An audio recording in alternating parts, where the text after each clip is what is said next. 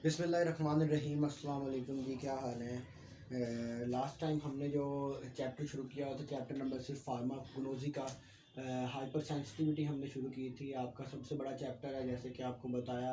इसको मैं आराम से लेकर चलना चाहता हूँ ताकि आपको इसकी बिल्कुल सब समझ आए जो आपके लिए बेहतर है, सारी इसकी समझ आए, क्योंकि ये चैप्टर में से काफ़ी क्वेश्चंस आते होते हैं।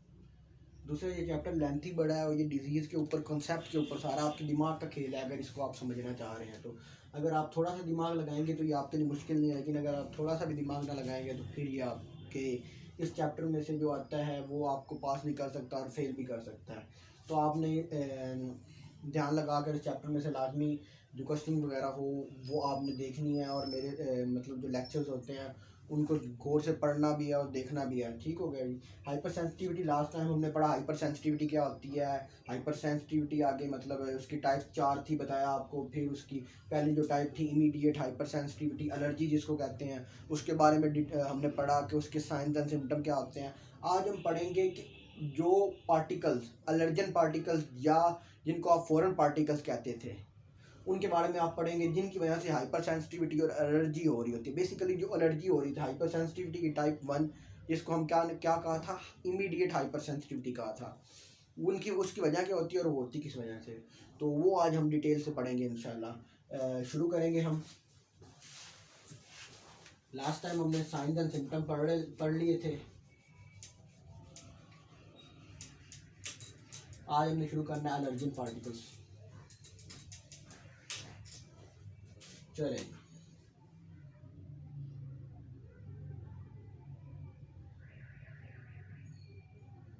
एलर्जेंस, लास्ट टाइम मैंने आपको पता है कहा था फॉरेन पार्टिकल्स, तो ये फॉरेन पार्टिकल्स ही तो होते हैं, इनको हम फॉरेन पार्टिकल भी कहते हैं।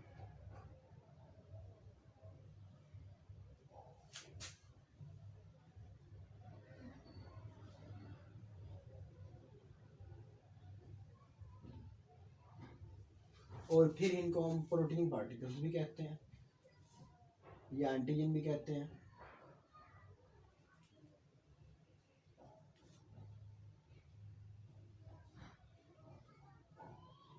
ये सारे एक ही चीज़ है। जहाँ पर भी आप कहें कि प्रोटीन पार्टिकल जो आपके जिस्म के अंदर दाखिल हो रहा है तो वो एलर्जन है, वो फॉरेन पार्टिकल भी है। और इसी को ही हम क्या कहा था, एक और लफ्ज़ हमने बोला था जी, एंटीजन। तो एंटीजन, एलर्जन, फॉरेन पार्टिकल, ये सारी चीज़ें एक ही हैं, कंफ्यूज मत हो जाइएगा। Allergen, protein particle, foreign particle, antigen, ये चारों चीज़ें एक ही हैं। मुख्तलिफ जगह पे मुख्तलिफ चीज़ें वो इस्तेमाल करेंगे, मुख्तलिफ लफ्ज़ इस्तेमाल करेंगे, लेकिन आपने ध्यान में रखना कि ये तीनों चीज़ें एक ही हैं। प्रोटीन पार्टिकल एलर्जन है, एलर्जन भी फॉरेन पार्टिकल है, फॉरेन पार्टिकल को एंटीजन, चारों को घुमा फिरा कर आपको घुमाने फिराने की कोशिश करेंगे तो आपने घूमना नहीं है। अच्छा, एलर्जन पिछली बार आपको बताया भी था कि एंटीजन होते क्या हैं। क्या होते हैं जी, जो आपके जिस्म में आए और आपका जिस्म उसके खिलाफ वॉर शुरू कर दे। ठीक हो गया जी। अब फिर से डिफाइन कर लेते हैं, चलो इतना मसला तो कोई नहीं है। आपको याद भी होगा पिछली बार, दो particle which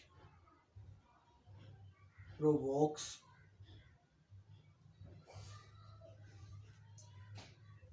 an dangerous effect on body, effect on body। अच्छा, ये डेंजरस इफेक्ट पैदा कैसे करते होते हैं वो भी आपको बताया था। जब हमारे जिस्म के अंदर जाते होते हैं तो एंटीबॉडीज इनके खिलाफ बनती होती हैं, वाइट ब्लड सेल बनाते होते हैं एंटीबॉडीज, और इनका आपस में रिएक्शन होता है, और फिर क्या, प्रोटीन रिलीज होती हैं जो हमारे जिस्म को नुकसान पहुंचाती हैं। एक आपको टाइप भी दी थी हिस्टामाइन प्रोटीन की, ऐसे ही है ना। तो ये हमारे पास सेम पार्टिकल ही तो है जी। ऐसे पार्टिकल जो हमारे जिस्म के अंदर जाए और हमारा इम्यूनिटी सिस्टम उसके खिलाफ एंटीबॉडीज प्रोड्यूस कर दे, एलर्जन है। या आप दूसरे लफ्ज़ों में उसको एक और तरीका भी उसको इस्तेमाल डिफाइन करने का है। तो आपने दोनों तरीक़ों से देखना है ताकि आपको किसी तरह से कॉन्सेप्ट छूट ना जाए। ठीक हो गया। कॉन्सेप्ट आपका इस तरह क्लियर होना चाहिए कि आपको वो इधर से घुमा के पकड़े या इधर से। अक्सर वो पेपरों में कॉन्सेप्चुअल सवाल पूछता है, इधर से कान पकड़े या उधर से पकड़े, लेकिन आपको जवाब आना चाहिए इसका। ये ना हो कि आप वहाँ पर सर पकड़ के बैठ जाएँ कि इसने क्या पूछ लिया, वो पूछ एक ही चीज़ रहा होता है। अच्छा, एलर्जन वो पार्टिकल होते हैं जो एलर्जी काज कर रहे होते हैं। सेम दो पार्टिकल विच काजेज एलर्जी, ये भी हमारे क्या होंगे, एलर्जन ही होंगे। विच काजेज एलर्जी,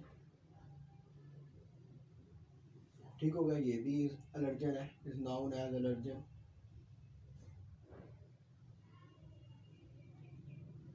ये हो गया जी।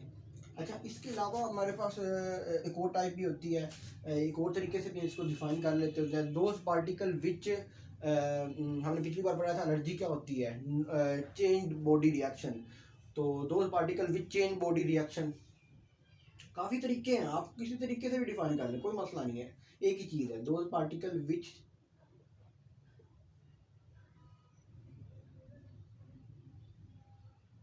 चेंज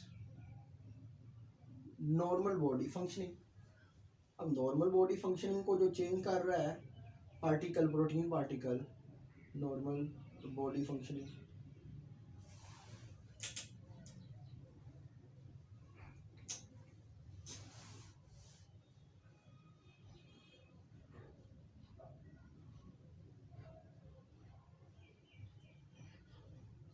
ये भी क्या होगा, हमारा एलर्जन होगा।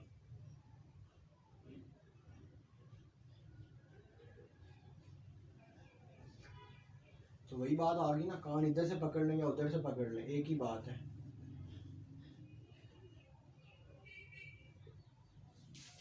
ये सारा आपका एक ही है,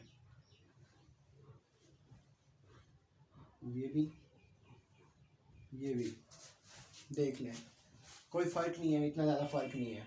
अगर आपने एलर्जी के, आपको एलर्जी के बारे में जो डेफिनेशन हमने पढ़ी थी पिछले में, अगर आपको वो याद है तो आपके लिए ये काम ही नहीं है। ठीक हो गया जी, ये हमारे पास एलर्जी की डेफिनेशन है, लिख लें इनको।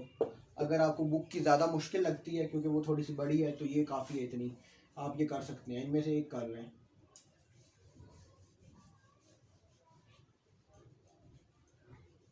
जी अच्छा, ये हो गया हमारा। अब आते हैं जी एग्जाम्पल्स ऑफ एलर्जन। एलर्जन कौन से होते हैं, किस तरह के होते हैं, इनकी मुख्तलिफ टाइप्स होती हैं, मुख्तलिफ तरीके से ये जिस्म के अंदर दाखिल होते हैं। हम सबसे पहले देखते हैं कि एलर्जन होते कौन कौन से हैं।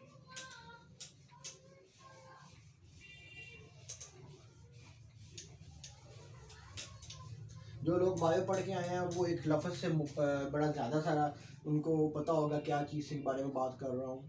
पोलन ग्रेन्स, बाहर का मौसम आता है ना, फिजा के बाद बाहर का जो मौसम आता है उनमें पोलन ग्रेन्स, ये बड़े हवाई आवाज़ से देखने को मिलते हैं हमें। छोटे छोटे माइक्रोस्कोपिक से पार्टिकल्स होते हैं जो कि ना जो मुख्तलिफ दरख्त और पौधे होते हैं ना, ये जब हिलते हैं तो इनके अंदर से निकलते हैं, बिल्कुल छोटे छोटे पार्टिकल्स होते हैं। और इनका क्या काम होता है, इन्होंने आगे जाकर ना जिस जगह पे गिरना है वहाँ पर थोड़ा सा अगर पानी और इनको मौसम मिल जाए ना, तो ये बड़े पौधे बन जाते होते हैं। ये छोटे से पार्टिकल पौधों से ही निकलते हैं और फिर मौसम में पूरे एक हवा में डिस्पर्स, हवा में चले जाते हैं, और वहाँ पर जाकर ये पार्टिकल्स जो होते हैं ना, किसी जगह पर अगर मिट्टी पे गिरते हैं, वहाँ पर थोड़ा सा पानी और मौसम मिल जाए तो वहाँ पर ये पौधे पैदा कर लेते हैं, फ्लावर पैदा कर लेते हैं। अब ये पार्टिकल जो होते हैं ये भी तो प्रोटीन से बने होते हैं, एलर्जन होते हैं ये। इसलिए तो बाहर के मौसम में और ग़िज़ा के मौसम में अक्सर लोगों को एलर्जी बहुत ज़्यादा हो जाती है। कहते हैं ना सीजनल एलर्जी, एक सीज़न में होती है, वो एलर्जी इसकी वजह से होती है।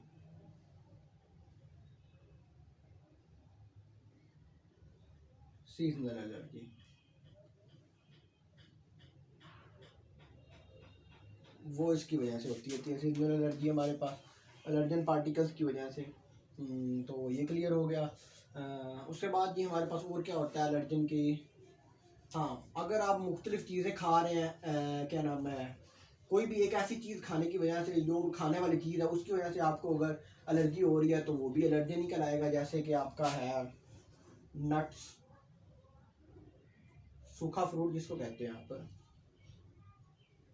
ट्री नट्स, उसकी वजह से भी आपको एलर्जी हो सकती है। उसके अंदर अगर प्रोटीन मौजूद है, उसके अंदर भी प्रोटीन मौजूद होती है ना, नट्स हमारे प्रोटीन होते हैं, तो उनकी वजह से भी आपको एलर्जी हो सकती है। काफ़ी और टाइप्स होती है, मिल्क की वजह से भी आपको प्रोटीन की एलर्जी हो सकती होती है। उसके अलावा मुख्तलिफ लोगों के केमिकल्स की वजह से एलर्जी होती है, मुख्तलिफ केमिकल्स, मुख्तलिफ मेडिसिन की एलर्जी हो जाती होती है। मेडिसिन हमारे केमिकल्स ही तो हैं। उसके अलावा डस्ट रेत वगैरह, इससे भी एलर्जी होती है हमारे लोगों को, ऐसे ही है ना। तो ये इनकी टाइप्स है एलर्जी की, इस वजह से एलर्जी होती है। अच्छा, इसमें एक और चीज़ भी होती है, हमारा जो परफ्यूम्स वगैरह होते हैं, आप देखे होंगे परफ्यूम किस चीज़ से मिलकर बने होते हैं, अल्कोहल्स। अल्कोहल्स तो उसमें लाजमी होती हैं परफ्यूम्स में, लेकिन अल्कोहल के साथ में उनके अंदर जो खुशबू देने के लिए पार्टिकल्स मौजूद होते हैं, वो एलर्जी कर सकते हैं हमारे लोगों को। उसके अलावा फूड्स, खाने वाली चीज़ें काफ़ी लोगों को एलर्जी करती हैं, इसलिए इनको क्या कहते हैं, फूड एलर्जी। ये भी हमारे पास टाइप होती है, आगे हम यही पढ़ेंगे फूड एलर्जी क्या होती है। ये इसकी टाइप्स हैं, इनकी वजह से हमारे पास ये एलर्जी हो सकती होती है। Pollen grain, perfume, nuts, food, chemical और डस्ट पार्टिकल्स वगैरह, ये सारे हमारे पास एलर्जी काज करते होते हैं। अच्छा जी, अब हम आते हैं टाइप्स ऑफ एलर्जन। एलर्जन किस किस किस्म के होते हैं और कैसे कैसे ये हमारे जिस्म के अंदर दाखिल होकर हमें नुकसान पहुंचाने की कोशिश करते होते हैं। चलिए, ये आ गया जी हमारा सबसे पहला आ गया जी इनहेलेंट एलर्जेंस।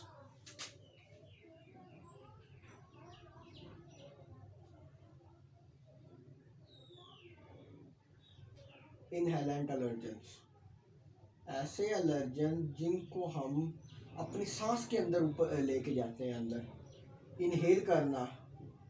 ठीक हो गया, समझ लग गया, इनहेल करना। तो इनहेलेंट एलर्जन ऐसे एलर्जन जिनको हम अपने सांस के अंदर, सांस के ज़रिए अंदर लेके जा सकते हैं। फिर से बात आती है कौन कौन से जी, ये आपके पोलन ग्रेन्स, पोलन जिनको कहते होते हैं, ये सांस के अंदर ही तो, सांस के ज़रिए, नाक के ज़रिए ही तो अंदर जाते होते हैं, ये आपके आ गए। उसके अलावा आपकी हवा के अंदर जो स्मोक वगैरह मौजूद होती है, उसके अंदर भी तो काफ़ी पार्टिकल्स मौजूद होते हैं।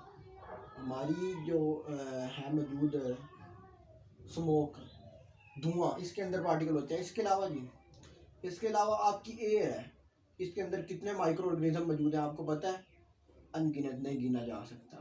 काफ़ी ज़्यादा ये normal flora of micro organisms मौजूद है उसके अंदर, जिनमें हमारे बैक्टीरिया, वायरसेस वगैरह भी शामिल है। तो अगर देखा जाए तो बैक्टीरिया और वायरसेस ये किससे मिलकर बने होते हैं, प्रोटीन। तो क्या ख्याल है, ये प्रोटीन पार्टिकल के तौर पर एक्ट नहीं करेंगे? क्यों नहीं करेंगे, ये करेंगे। तो ये भी हमारे जिस्म के अंदर जाएंगे माइक्रो ऑर्गेनिजम्स, माइक्रो ऑर्गेनिजम्स, तो ये भी मसला क्रिएट करेंगे हाइपर सेंसिटिविटी और एलर्जी का। ये भी एलर्जेंस है जो एयर के अंदर मौजूद है, हमारी सांस के जरिए अंदर जा रहे हैं ना। अच्छा, इसके अलावा एक और भी होते हैं माइक्रो ऑर्गेनिज्म में से। आपको एक चीज़ मैं टाइप भी बताऊंगा कौन कौन से होते हैं। टाइप होती है एक हमारे पास डस्ट माइट्स, ये हर वक्त आपके साथ मौजूद होता है, छोटा सा जानदार, लेकिन आपको कभी पता ही नहीं होता जी। आप सोते वक्त भी आपके साथ ही होता है, उठते वक्त भी, और हर वक्त आपके साथ होता है। हमारे ये जो जिस्म के अंदर मौजूद है, कपड़े वगैरह, उनमें भी ये मौजूद होता है। ये माइक्रोस्कोपिक ऑर्गेनिज्म है, बिल्कुल छोटा सा, जो कि माइक्रोस्कोप से नज़र आता होता है। और ये किस जगह मौजूद होता है, कारपेट्स, आपके बेड, इसलिए तो मैंने कहा ये आपके साथ हर वक्त होता है मौजूद। ठीक हो गया, आपके क्लॉथिस में भी हालांकि ये हो सकता है जी, ये हर वक्त आपके साथ होता है। और ये जो होता है ना, ये पार्टिकल अगर किसी तरह ये आपके नाक तक पहुंचे और इनहेल अंदर चला जाए, या इसके वेस्ट प्रोडक्ट, ये जो प्रोड्यूस कर रहा होता है वेस्ट प्रोडक्ट्स, वो आपके जिस्म के अंदर चले जाए, तो क्या होगा, एलर्जी होगी कि नहीं होगी? भाई माइक्रो ऑर्गेनिज्म है ना, डस्ट माइट्स माइक्रो ऑर्गेनिज्म है, तो प्रोटीन से बना होगा। प्रोटीन से बना हो गया तो एलर्जन के तौर पर तो काम करेगा ही करेगा, ऐसा हो नहीं सकता ये ना काम करे। तो ठीक होगा, इनहेलेंट एलर्जन जिनको हम इनहेल करते होते हैं, मोर प्रिसाइजली इनहेल्ड एलर्जन जिनको अपने सांस के जरिए हम अंदर लेते हैं, ठीक हो गया, इनहेल्ड एलर्जेंस, ठीक हो गया, इनहेल्ड एलर्जन। ये एक आपकी पूरी एक ड्राइंग आ गई है, जो आप अगर इसी तरह बना ले तो बेहतर है, क्योंकि आपके जहन में रहेगा कि इन चीज़ों को क्या कहते हैं। इस टेक्निक को हम माइंड मैपिंग कहते हैं, अपने माइंड के ज़रिए मैप करना, इन चीज़ों को आपस में इंटरकनेक्ट करना। आज देखा गया कि आदमी का जिस्म, आदमी का जो दिमाग होता है वो ऐसी चीज़ों में ज़्यादा सीखता है, तो इसलिए मैं आपको इस तरह करके बताता हूँ। हाँ जी, ये हो गया हमारे पास। अच्छा, इनहेलेंट एलर्जेंस, इसकी सिम्टम्स क्या होते हैं। इनहेलेंट एलर्जेंस के सिम्टम्स क्या होते हैं हमारे पास। अलामात, आपको बताया था उर्दू में अलामात, इंग्लिश में सिम्टम्स। या सिम्टम्स होते हैं कि आप उसको हम पढ़ते हैं। इसके सिम्टम क्या होते हैं, जब हम कोई इनहेलेंट एलर्जन लेते हैं उसका क्या होता है सिम्टम।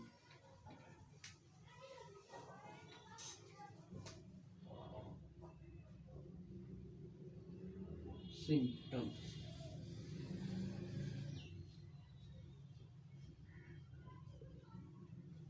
सिम्टम में सबसे पहले हमारे तो जाहिर सी बात है, अगर हम नाक से ले रहे हैं तो हमारे ऊपर वाले इस हिस्से के, इस हिस्से जो ऊपर वाला हमारा हिस्सा है, इसके ऊपर इसके सबसे ज़्यादा नुकसान जो है नज़र आएंगे हमें।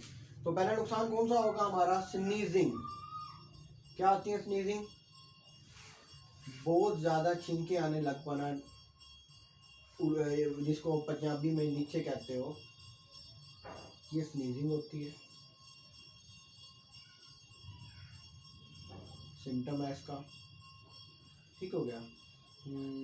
उसके बाद ये आपका एलर्जिक साइनाइटिस जो होता है वो भी इसी की वजह से हो सकता है।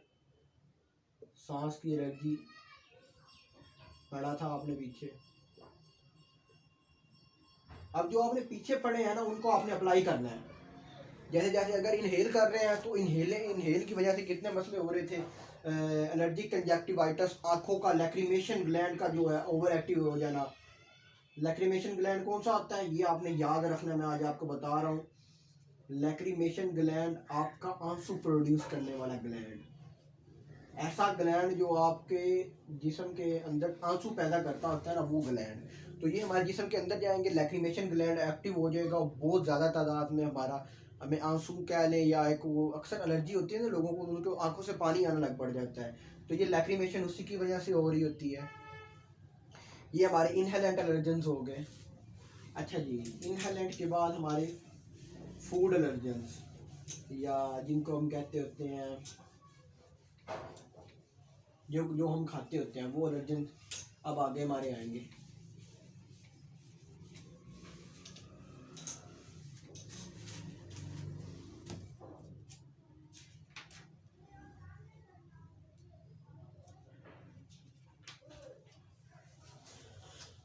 जी, फूड एलर्जन या इंजेस्टेड एलर्जन, इंजेस्ट करना, खाना, इंजेस्टेड एलर्जेंस, ऐसे एलर्जन जिनको हम खाते हैं और नुकसान हमें पहुंचाते हैं, इनको कहते होते हैं हम इंजेस्टेड एलर्जेंस।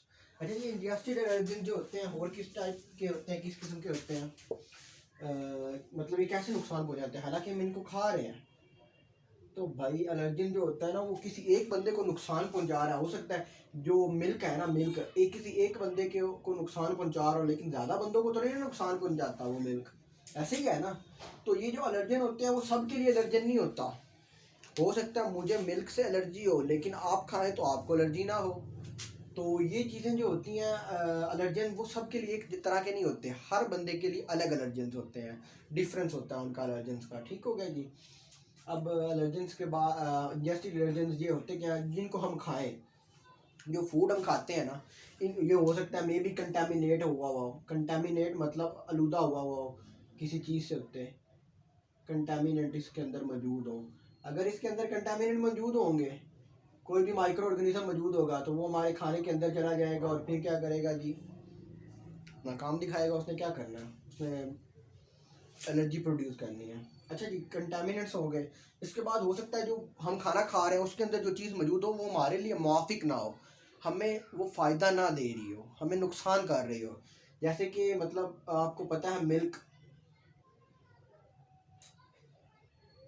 मिल्क के अंदर प्रोटीन मौजूद होती है जिसको हम कहते होते हैं कैसीन, ये प्रोटीन है। अब अक्सर बंदों को ये प्रोटीन नुकसान पहुंचाती होती है, लेकिन अक्सर को नहीं पहुंचाती। तो ये आगे इंजेस्टेड एलर्जन, मिल्क हम खाएंगे, अंदर लेंगे, हमारे अंदर जाएगा, फिर जाकर वो प्रोटीन प्रोड्यूस करेगा मुंह के जरिए हमारे। ये हमारे आ गया मिल्क। अच्छा जी, उसके बाद एग्स। एग्स से भी काफ़ी बंदों को एलर्जी होती है, अंडों से। एग्स के अंदर कौन सी प्रोटीन होती है? Albumin, albumin protein. ठीक हो गया जी। एल्ब्यूमिन प्रोटीन जो होती है ये भी आपके खिलाफ मतलब आपके जिस्म में जाकर मसला क्रिएट कर सकती है। उसके बाद आपके जो होते हैं नट्स, जो होते हैं आपके बादाम वगैरह, वो भी प्रोटीन से बने होते हैं, तो वो भी इसकी टाइप आ गई एलर्जेंस की। इसी तरह और भी होते हैं milk, eggs, nuts, tree nuts, peanuts आपकी मूंगफली है, उसकी वजह से भी एलर्जी हो सकती होती है अक्सर बंदों को। बल्कि सबसे ज़्यादा जो एलर्जी होती है वो इसी वजह से, मूंगफली की वजह से होती है। काफ़ी लोगों को अगर वो खा लें तो उनको एलर्जी शुरू हो जाती है, और ऐसी शुरू होती है कि रुकती नहीं है बेचारों की एलर्जी। तो वो भी इसी तरह एलर्जेंस में आ जाते हैं हमारे।